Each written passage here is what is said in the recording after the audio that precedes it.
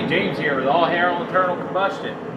Coming with a little quick tip for you. We have this Mustang that we need to move over into the next bay.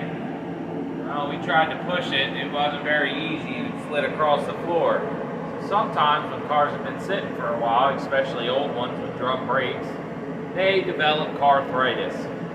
And, well, this tire, it's up off the ground. Oh, it won't move at all. There's no parking brake tension or anything like that. This tire just will not move. So we're going to go ahead and put the lug wrench on it first. We're going to bust the lug nuts off and maybe see if it'll spin that way, and it didn't. Those lug nuts aren't very tight, probably because it's just here in the shop. Floor pans tore out of it and everything else, so they don't really need to be tight.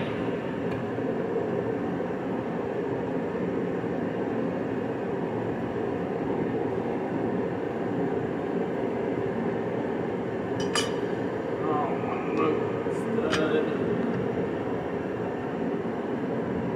They're mag lug nuts on those.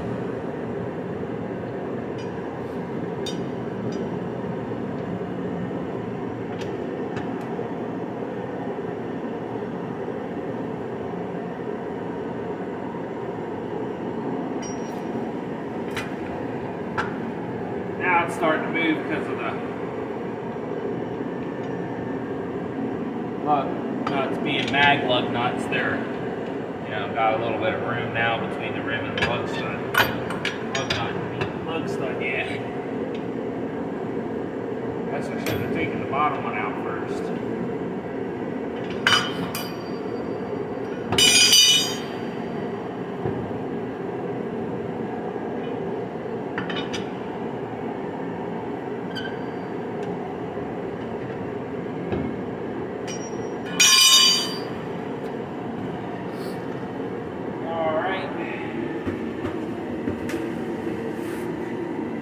The wonderful, in my opinion, best suspension they ever put in a Mustang. We're going to go ahead and, as you can see, it's locked up. It's going to tap right here in the center. Don't hit your lug nut studs. And try to knock the shoes off the drum. That's what happened. The shoes rusted in the drum. So, we'll give it a couple light taps.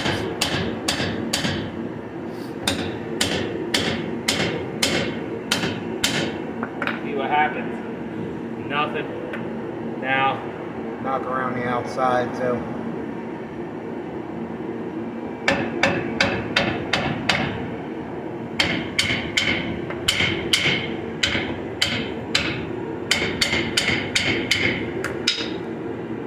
Still nothing. So, sometimes if you're trying to take it off too, you'll be in the same situation, but spraying PB Blaster around the center helps, sometimes will help. But typically, have to stand up.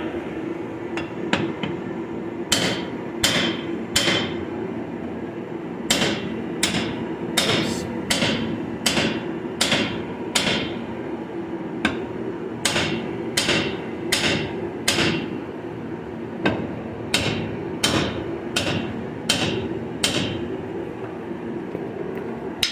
Not loosen anything up. Not yet.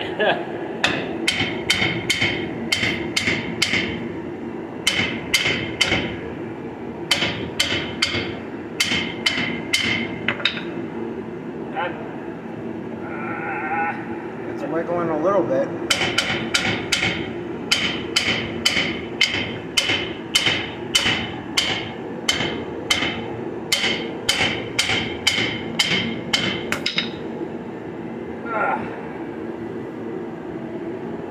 Get a little bit of PV Blaster in the center.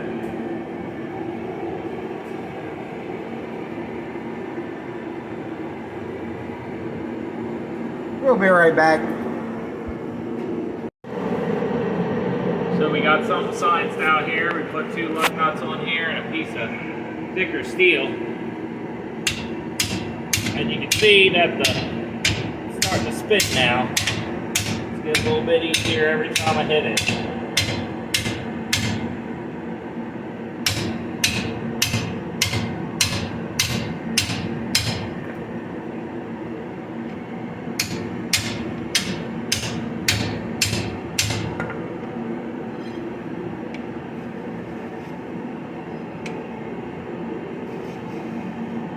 Yay, we did it!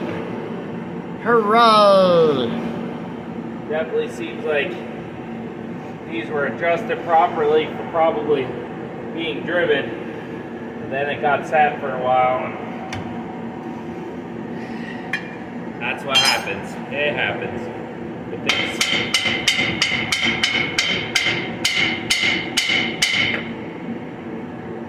Seems like it's moving freely now. Probably wouldn't be a bad idea to pull the drum off and maybe clean out the insides and stuff so that when we put it back on, it's nice, easy, smooth operating.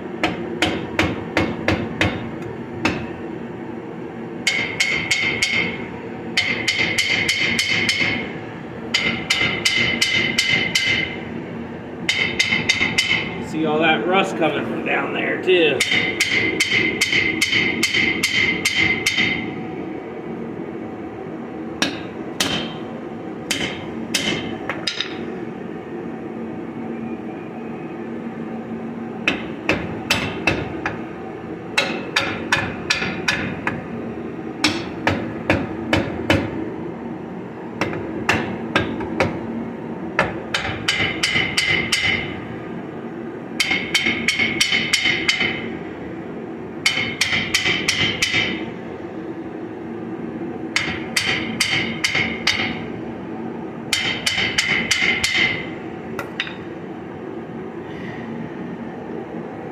Pretty loose, maybe give it a couple more spins.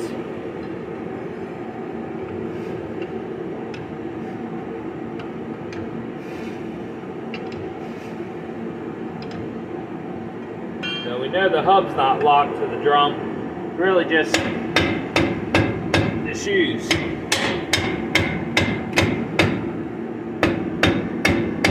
And you know, if you're gonna tear a car down and maybe put it into a restoration mode, if it's going to be down for more than 6 months, wouldn't hurt to maybe pull your drums off and run your adjuster all the way in so your shoes are sitting plenty far away from your drums. If you're not going to be driving it and there's no motor in it, just make sure you readjust them before you let it sit.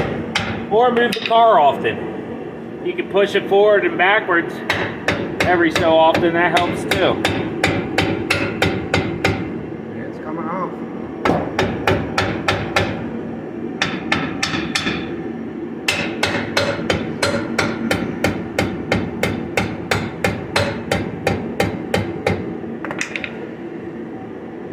It's all but off. That's kind of what happens. You get this springy feeling, and that's the springs in the shoes. Woo! Get stuck. Yeah. Those pads look plenty good. Shoes, no cracks. They got plenty of thick. That's all that happened. It just got stuck to the drum. We're gonna spray this off with some brake clean this out. Axle feels good. Nice and bad. Diff feels tight. So we can I'm gonna spray this stuff off and clean it up. We'll see where our adjuster's at. It's not my car, so I'll probably leave it adjusted right where it's at, but at least then the drum will be spinning smoothly. So we'll get right back to you before we slide everything together. So I'm just taking some light grit sandpaper. This is 320 or something. Yeah, 320. And just knocking off the big chunks off the shoes. That there's nothing riding on there, that they're nice and smooth. Both sides. Just getting inside this drum.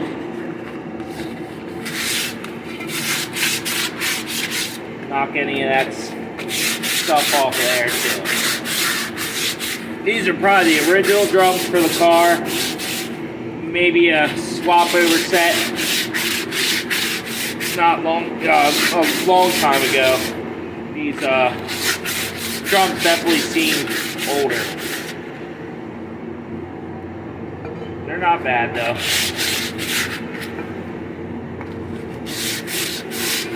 Took them out and ran them a little bit, they'd probably be okay. So, we're gonna go ahead and get in here and check the adjuster just to see what it's at. It's actually, it's out a good bit. So we're gonna I'm gonna take my screwdriver and run it in. It might be stuck too. So grab a flathead.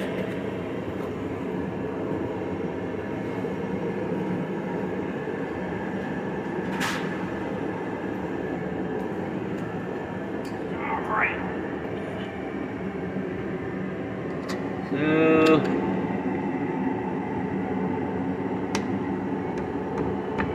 I see a little stuck.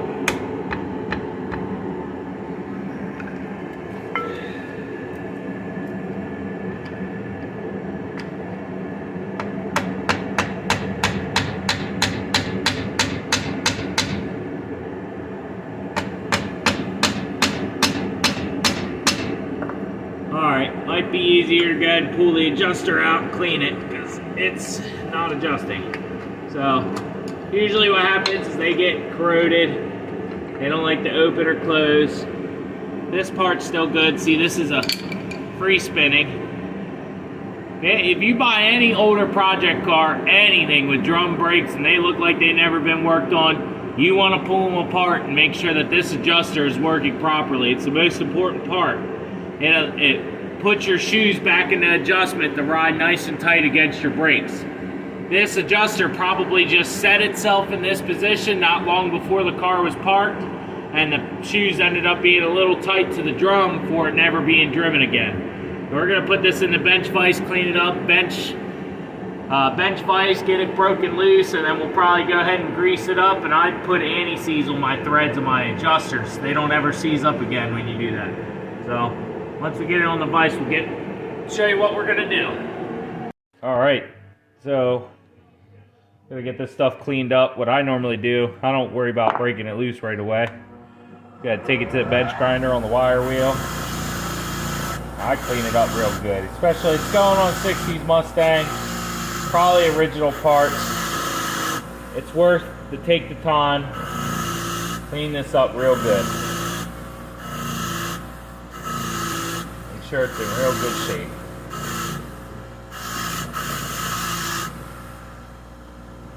And I'll probably get a wire brush to get, actually it looks pretty clean, but I'll probably clean up in there just to make sure. And you want to make sure that this is real clean too. And before I even put any grease in it or anything. Now this is convenient. I was going to mention this later, but I noticed these are actually marked with an L and the other one will have an R or maybe no marking. This is really important not to mix these up. Trust me, I know from experience. And when you do this, they don't adjust correctly. And nothing lines up correctly. So just make sure you're putting these adjusters, if you take both sides apart at the same time, that you put them back where they came from. So luckily on these Ford Mustangs, they marked them left and right. Not every car is like that.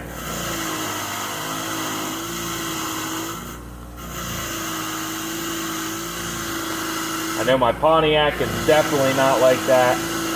The front adjusters are different than the rear.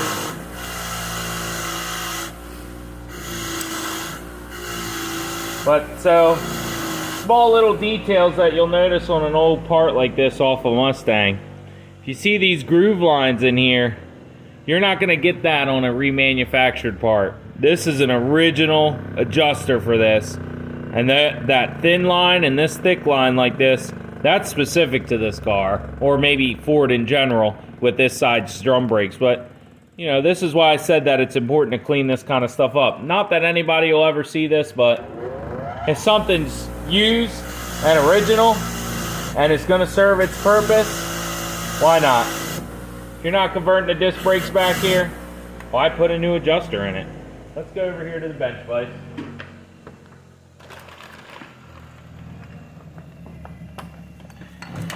That won't be super crazy or anything. I don't need to worry about beating or banging. So we're probably gonna relocate our bench vise You usually won't gum these up. I try not to squeeze where the threads are going to be. So I stay a little bit further down so you're not locking that in there. And I usually, a pair of channel locks like this is perfect with the teeth. You just find a nice, comfortable gripping pattern around that star. You don't want to gum this star up either, but you don't want to grip onto this and mess it up, and you don't want to grip below and mess the threads up. Looks like both pieces are moving together. Tighten that vise down a little bit more. Still spinning together. We might have to lose the rag.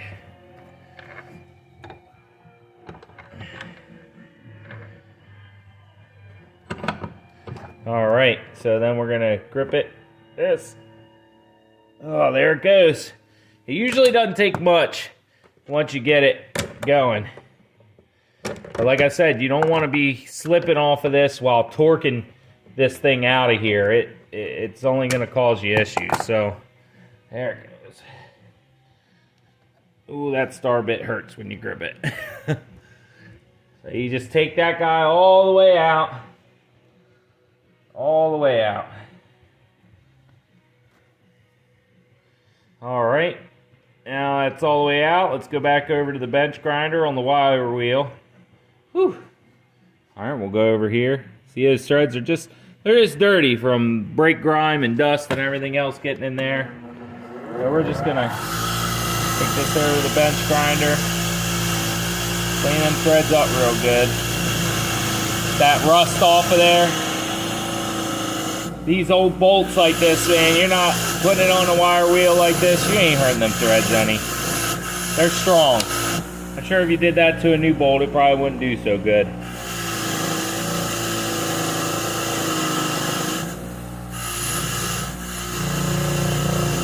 Another reason why I like to use older stuff.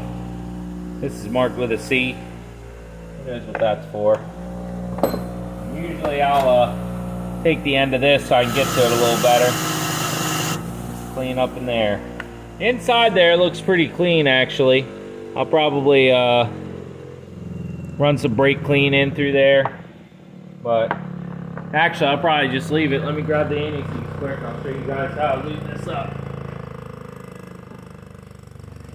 So, got my red and tacky, red grease, whatever you want to use. I just happen to use Lucas red and tacky.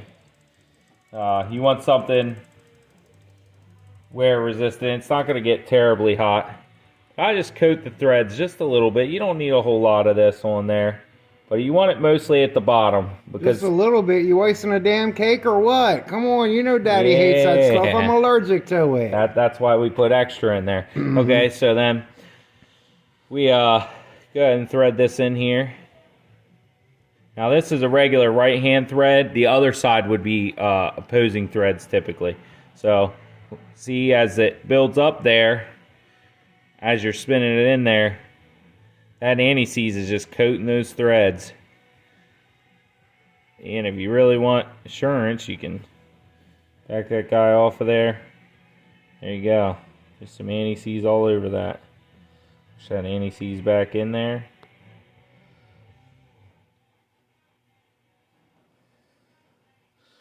We'll put a little bit more on there. Oh no. Doesn't seem to be coating the threads as much as I wanted it to. Now you want to take this thing all the way in. I don't know what that noise was, but it was escaping air, obviously. Makes you look like the Tin Man when you use this stuff. Look how nice that part looks now, covered in anti-seize. All right, so then we got that nice and covered. Smooth sailing there, man. That's beautiful, beautiful, beautiful. All right, and you just take a little bit of your red and tacky, a little bit more than that. All right, a little bit more than that. You just coat this. Nice thin layer of grease. It doesn't need to be a lot. What I'll typically do is take a little bit and dab it in there, so that when you push it in, that grease is kind of hanging out inside of there. See, down in that hole, that grease is hanging out in there. So as this thing dries out on the edges, the grease will kind of work its way back in there. Kind of like packing a grease fitting, but this will be the only grease. Every time that someone services the brakes on a car with drum brakes, they should be pulling this adjuster apart. Especially if it gets new shoes, you should be pulling that adjuster apart every single time and making sure it's clean and working properly. Just like on disc brakes, you should be pulling those little pins out that go into the rubber boots and clean inside of those burrows, clean all the old grease off, put new grease on it, put anti-seize on the bolts. That's all part of your braking system. You want everything to work and operate nice and smoothly. So we're going to go ahead and install this back in the car, get the drums adjusted somewhat loose. Probably not for driving standards, but for sitting around in the shop till it gets restored. So we'll get right back with you. Okay, so we're putting this back in here. We're putting it so the adjuster lines up with that hole.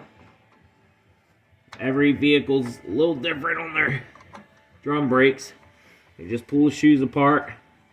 Now, I adjusted it probably about halfway into where it was.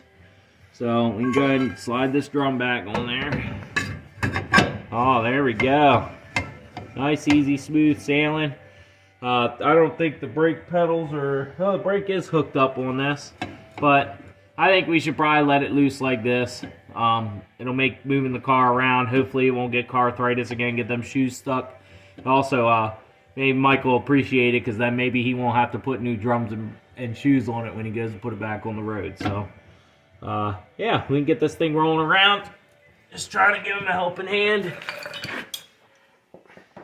Put the rim tire back on. And then we'll see if we can get it pushed, because who knows, we might have some froze drums in the front.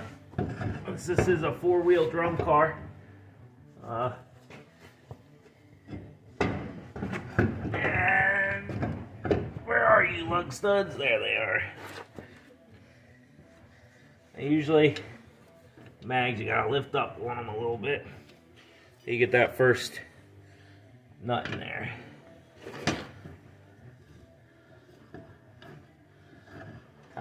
I usually put this one on just snug enough that pulls the rim in so that you can get the rest of them on.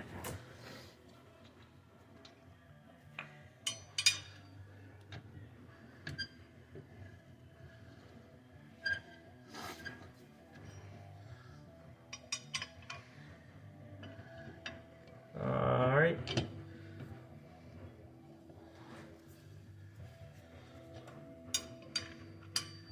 It's moments like these where I'm like, why didn't I grab the impact gun? It's sitting over there on the toolbox. I know right where the 1/2-inch drive is. Whatever size socket I would need, I have it. It's an old car. We're doing things the old way. I have an air compressor and an air impact gun. That's probably from the 70s or 80s. Well, it's spinning freely now, that's for sure. Got two locked up. Gonna drop the car. Check this out.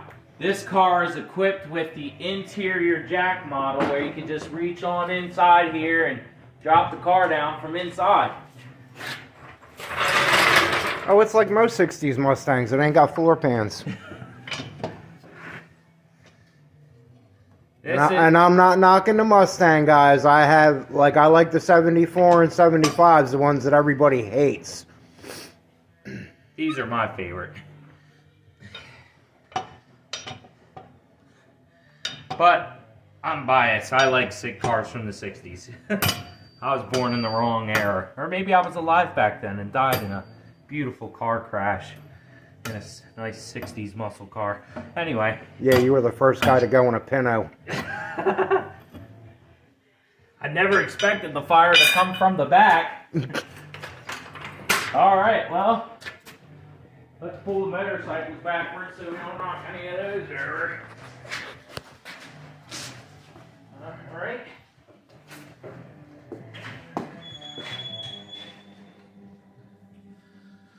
Alright.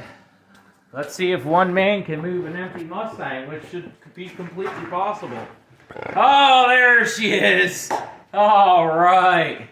Nice and easy to move. It took Me and Mike pushed as hard as we could to get the car to move about 2 inches. Hey, he's a pretty burly guy, and so am I. Me and my dad couldn't even really get it to move. So there it is. You got a car that won't roll. You know, expect the simplest things, especially if you're just picking the car up for the first time. It's been great. All hail internal combustion. Make sure you like, subscribe, and we'll see you next time. Hit the like button. It's like free. Don't cost you nothing but a little finger scan. Yeah. You know, give us some love. We're working for you. Trying to entertain you here. See you next time.